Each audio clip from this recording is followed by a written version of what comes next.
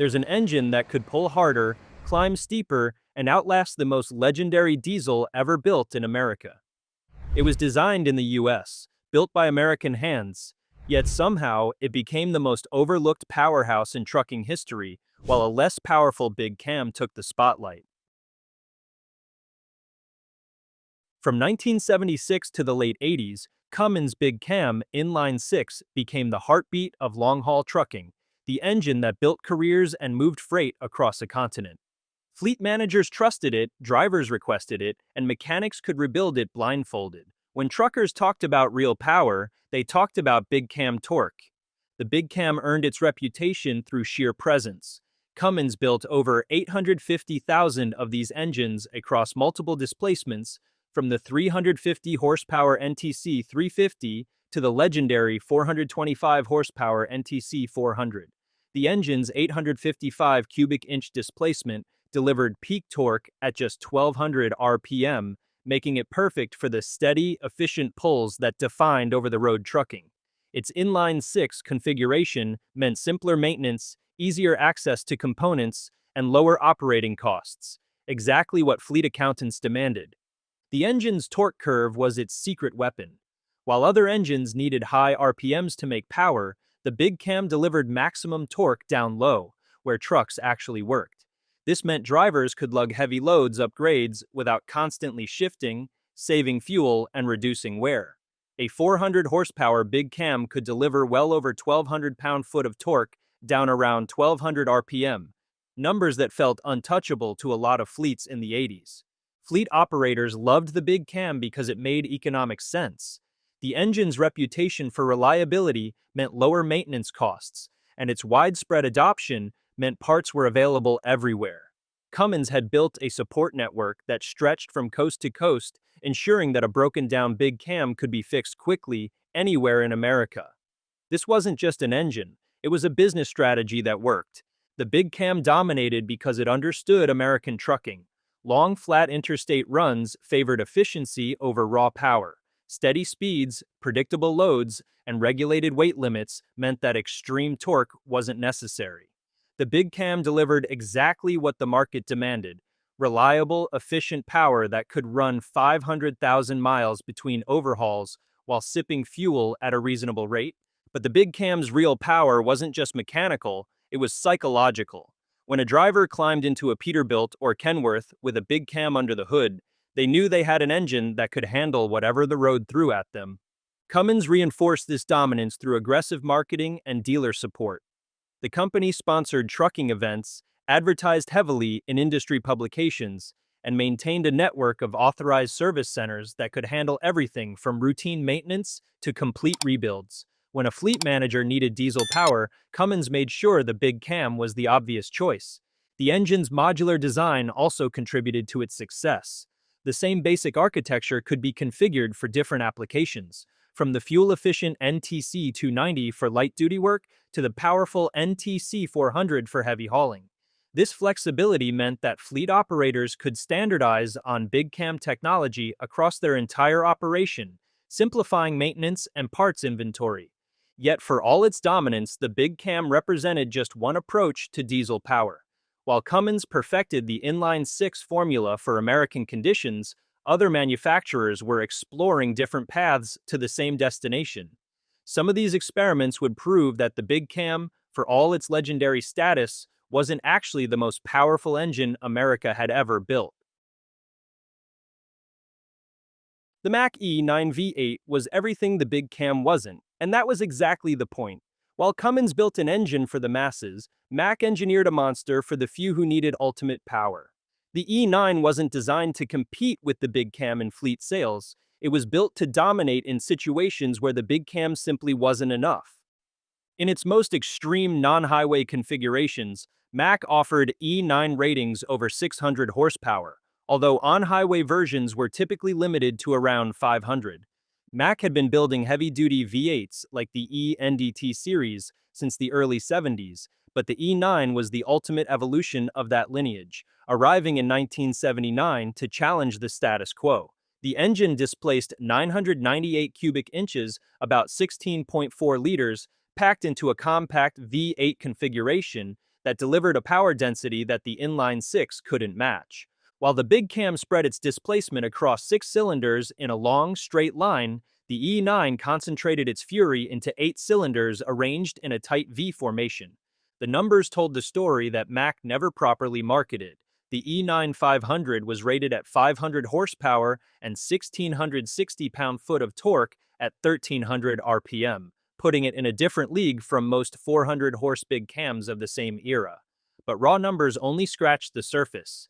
The E9's torque curve was fundamentally different, delivering massive pulling power across a broader RPM range. Where a typical Big Cam peaked in the low to mid 1,300 RPM range and then gradually tapered off, the E9 held strong torque from roughly 1,100 to 1,500 RPM, giving drivers a noticeably wider power band to work with.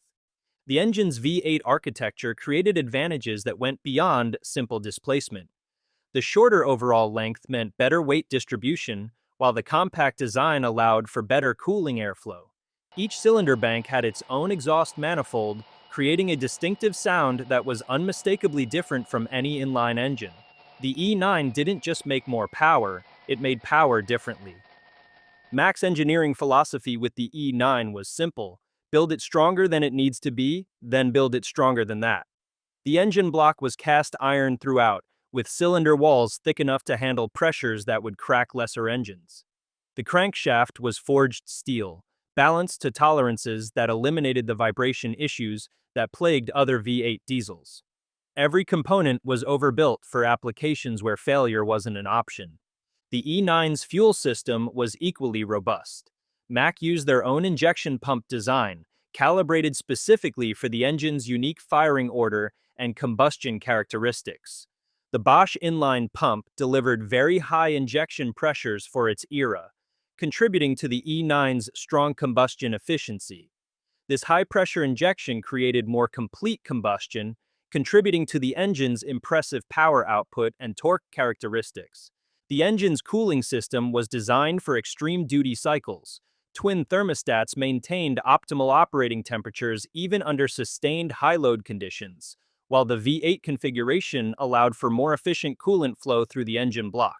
The radiator capacity was oversized compared to inline engines of similar displacement, ensuring adequate heat rejection even in the most demanding applications. But here's where the story gets interesting. Most American truckers never saw an E9 in action. Mack installed the engine primarily in their own heavy-duty trucks, the R-Series road tractors and the massive RD Series used for construction and logging. The engine's thirst for fuel also worked against it in the American market. While a well-driven Big Cam could coax 5 to 6 miles per gallon out of a highway run, the E9 was known for higher fuel consumption, often falling below 5 miles per gallon in many applications. In an era of rising fuel costs and tight profit margins, that difference was enough to keep fleet managers loyal to the more efficient inline-six engines, even when they needed more power. Mack's production strategy further limited the E9's visibility. The company built the engine in relatively small batches, focusing on quality over quantity. Each E9 was essentially hand-assembled by skilled technicians who understood the engine's unique requirements. This artisanal approach produced superior engines, but at costs that made mass production impossible. The E9's complexity also worked against it in the American market. While the Big Cam could be serviced by any competent diesel mechanic, the E9 required specialized knowledge and tools. Mack's dealer network was smaller than Cummins, and finding qualified E9 technicians outside major metropolitan areas could be challenging. For fleet operators, this represented an unacceptable risk. American trucking in the 70s and 80s was built around a specific set of assumptions that favored the Big Cam's approach. The interstate highway system had created a network of relatively flat, high-speed routes where steady-state efficiency mattered more than peak power. Federal weight limits capped gross vehicle weights at 80,000 pounds, meaning extreme torque wasn't necessary for legal loads. The American preference for inline-six engines ran deeper than simple economics. Mechanics understood them better, parts were cheaper, and the engines fit into existing truck designs without major modifications. Fleet maintenance departments had invested heavily in training and tooling for inline engines, making the switch to V8 power an expensive proposition, even when the performance benefits were clear. Mack's marketing strategy also worked against the E9's broader adoption.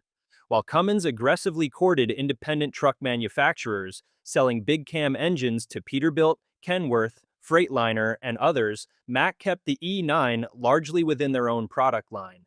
This vertical integration made sense from a business perspective but limited the engine's exposure to the broader trucking market. The regulatory environment of the late 70s further complicated the E9's prospects. Emission standards were tightening, and the EPA's focus on fuel economy made thirsty V8 engines increasingly difficult to justify. The Big Cam's superior fuel efficiency wasn't just a cost advantage, it was becoming a regulatory necessity. Insurance companies also favored the Big Cam's proven track record. Fleet insurance rates were often based on the reliability history of specific engine models, and the Big Cam's extensive service record meant lower premiums. The E9, despite its superior engineering, was penalized for its limited deployment and higher repair costs when failures did occur. But while America was optimizing for efficiency, Australia was dealing with an entirely different set of challenges. The vast distances, extreme terrain, and massive legal weight limits of the Australian outback created a perfect environment for the E9 to prove its worth. What was overkill in America became essential in Australia. Australian road trains routinely operated at gross weights exceeding 200,000 pounds, more than twice the legal limit in the United States. These massive combinations, often consisting of a prime mover pulling 3 or 4 trailers, required sustained power output that pushed conventional engines beyond their limits. The E9's robust construction and broad torque curve made it ideal for these extreme applications. The engine found particular favor in Western Australia's iron ore industry, where trucks hauled massive loads across hundreds of miles of desert highway. The combination of extreme heat, heavy loads, and long distances created operating conditions that would destroy lesser engines.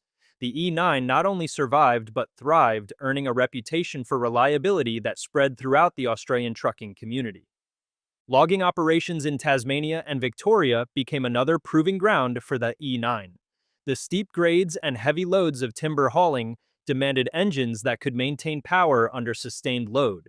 While other engines would overheat or lose power on long climbs, the E9 kept pulling, earning the loyalty of operators who depended on consistent performance. The Australian market's acceptance of higher fuel consumption also worked in the E9's favor. With longer average hauls and higher freight rates, the additional fuel cost was offset by improved productivity. An E9-powered truck could maintain higher average speeds with heavier loads, completing runs faster and generating more revenue per mile. Word of the E9's capabilities spread through Australia's tight-knit trucking community. Drivers who had experienced both engines consistently reported that the E9 felt stronger, more responsive, and more capable than the Big Cam in heavy-duty applications. The engine's distinctive exhaust note became a badge of honor, a sound that announced a serious hauling capability. Australian mechanics also discovered advantages that weren't immediately apparent in American applications. The E9's compact design made it easier to service in tight spaces, while its robust construction meant longer intervals between major repairs. Components that wore out quickly on other engines in the harsh Australian environment proved remarkably durable on the E9. The contrast between American and Australian experiences with the E9 revealed the engine's true character. In America, where efficiency and cost-effectiveness ruled, the E9 was an expensive solution to problems that didn't exist. In Australia, where extreme conditions demanded extreme solutions, the E9 was exactly what operators needed. Stories from Australian operators who ran both engines paint a clear picture of the E9's superiority in heavy-duty applications. Veterans of the long haul between Perth and Port Hedland reported that the E9-powered Macks didn't just compete with big cam trucks, they demoralized them. On the notorious grades of the Great Northern Highway, drivers watched as the Cummins engines gasped for air and lost momentum halfway up the hill, while the Mack V8s surged past, pulling like the grade wasn't even there. Similar accounts came from logging operators in the southeastern states. The E9's ability to maintain power under sustained load made it the preferred choice for hauling massive timber loads out of mountainous terrain.